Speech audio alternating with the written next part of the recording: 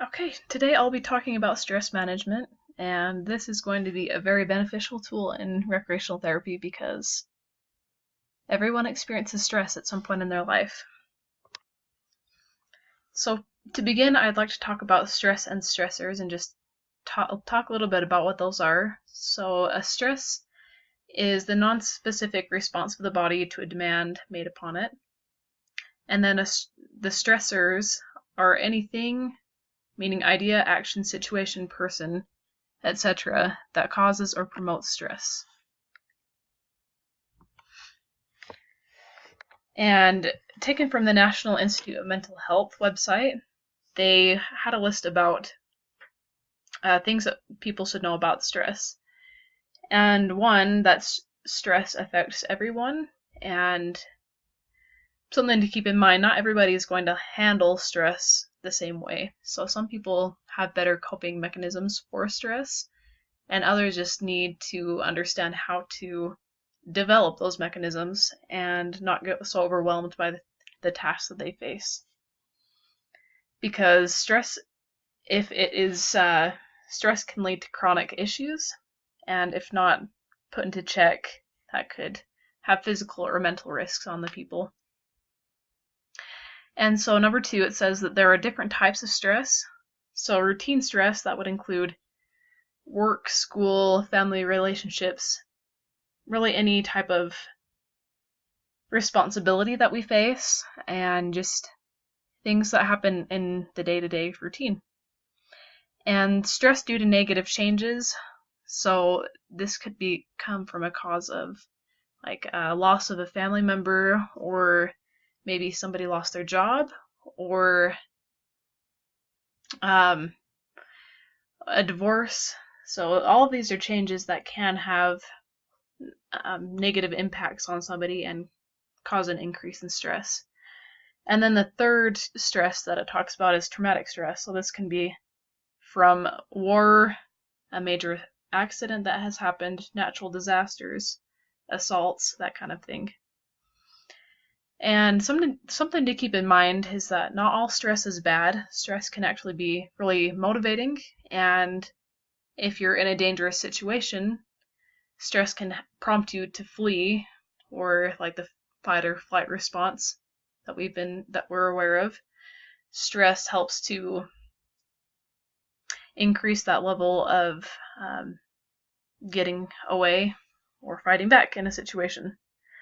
And so it's important to keep in mind that the body is going to react the same if you're in a dangerous situation, or like you're in a normal stressful situation.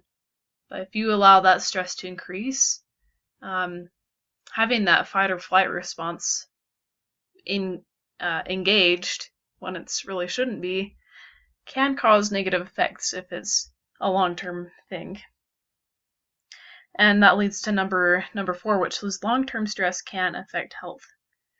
And if you're experiencing stress over a long time, that can lead to chronic health issues. So there are 4 stages of stress, the one being the alarm, so that's that fight or flight reaction, and 2 is the resistance phase.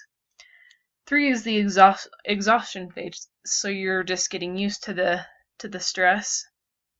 And sometimes you can return to homeostasis, back to normal, but there's times where people are staying in this resistance or exhaustion phase, and that can be a problem.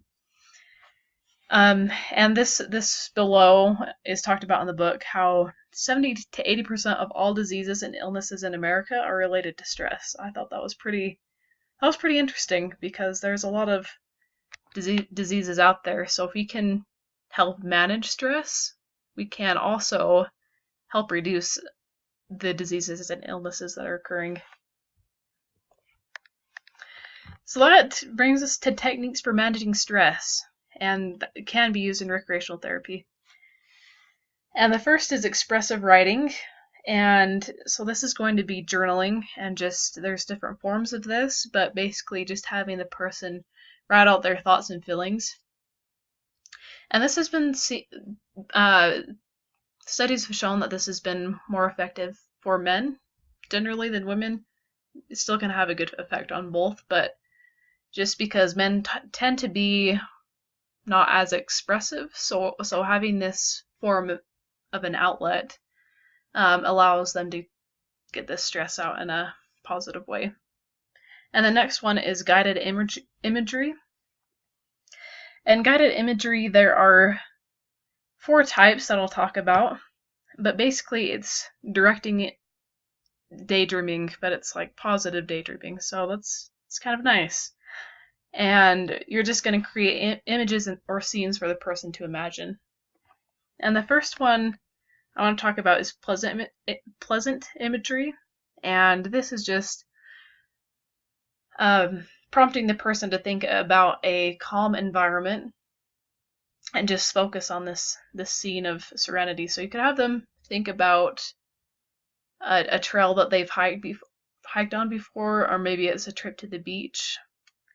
And the second one is physiological focused imagery. And this, you're going to help them imagine that they are healing and their body is getting better, it's improving. And the third is mental rehearsing or reframing, and it's imagining that they're doing a task while in a calm state.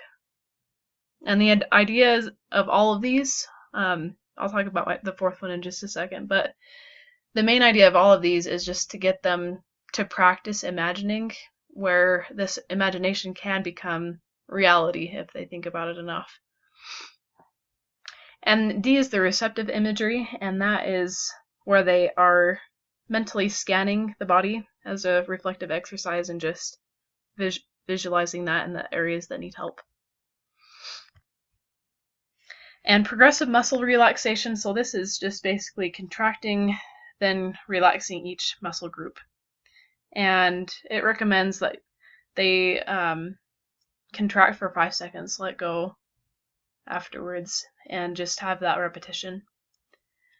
And then I'm going to talk about biofeedback a little bit.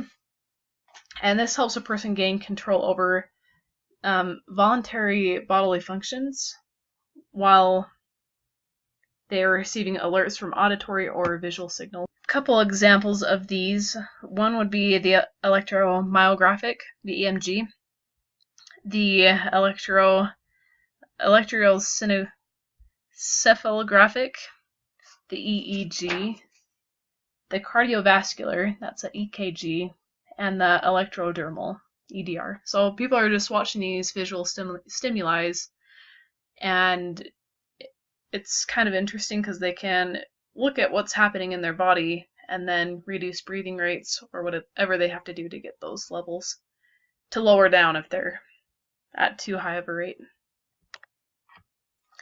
And this was an article that I read, and if you wanted to do a stress management program, they gave a few steps for doing that. So these steps are specifically designed for people in a workplace, but you can apply it just depending on who you're working with.